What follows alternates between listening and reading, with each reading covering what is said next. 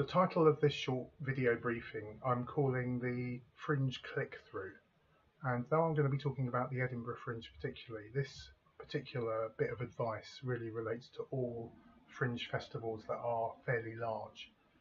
And the reason I mention fairly large is in the case of the Edinburgh Fringe we are talking about literally thousands of shows. And I'm making the assumption here that you have a show at the Fringe Festival and that you want to get media attention, particularly reviews, particularly coverage on those magazines, those newspapers, those websites during the Fringe.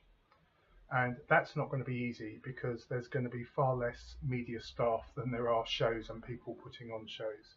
So how do you get their attention? And of course, there are lots and lots of advice about that. The particular issue I'm talking about, I'm calling the Fringe click-through. The Fringe click-through is less relevant if the reason you're at the Fringe is for fun.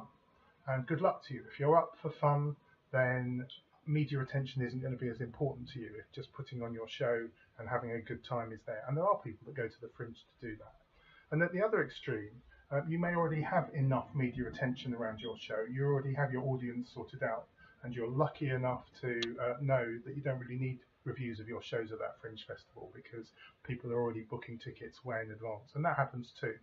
For the vast majority, and if you fit into this category, this video is for you, and you are seeking Fringe attention, you're seeking media attention. And the click-through begins actually on the Fringe programme website, and also, if you've got time in advance, in the printed programme.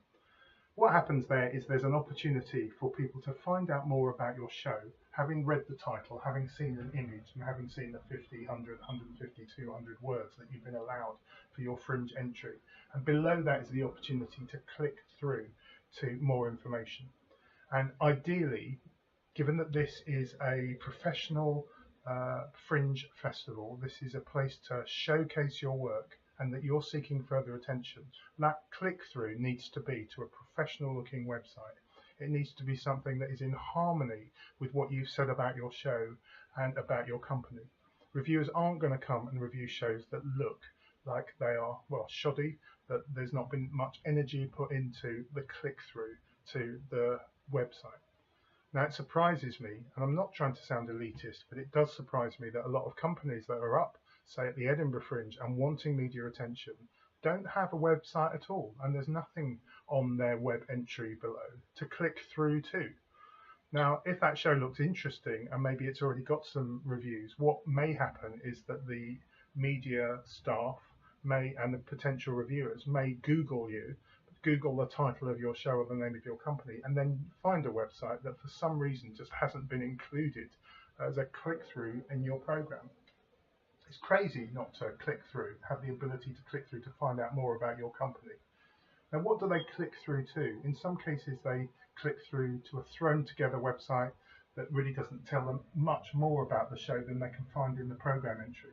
At the other extreme is, of course, the website of the theatre company showing past productions, press.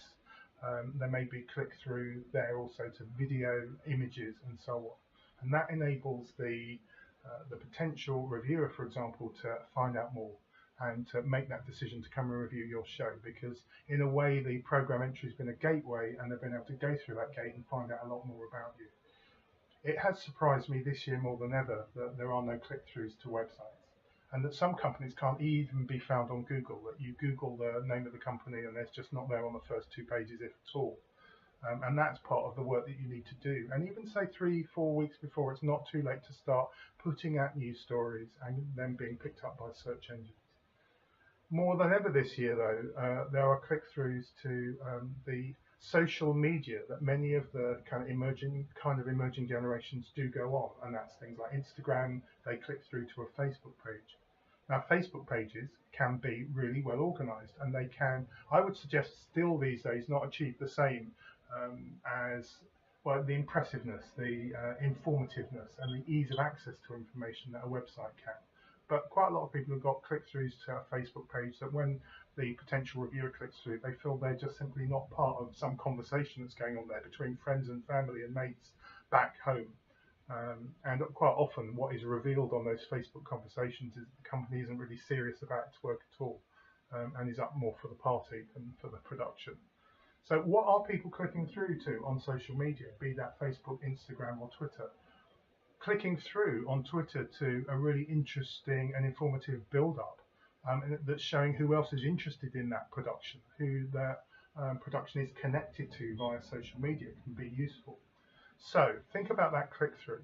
What are people clicking through to right now if they find your program entry? Are they clicking through to a website that supports and even enhances the kudos, the quality of your work? Are they clicking through to social media that supports that, or are they clicking through to something that actually looks ropey and flaky? My suggestion would be that the primary click-through should never be social media. It should be a website. Clicking through to video trailers on YouTube is also a great thing, but again, it shouldn't necessarily be the first port of call unless that trailer, say for a piece of theatre, doesn't look like a home movie with echoey sound, but actually you've put energy and effort into a professional trailer, a bit like a professional showreel. So to summarise, clicking through is key to getting reviews in the Fringe. People may read your press releases, but if they then want to find out more, what are they clicking through to? Are they clicking through to nothing?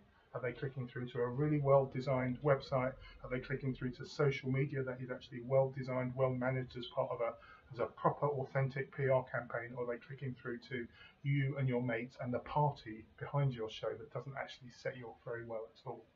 I'd say with the Edinburgh Fringe coming up, even with just a couple of weeks, it's still not too late to put in place some resources, some real estate, as they call it, behind your show that when the media and other people that are interested in your show click through, it supports and even enhances your show.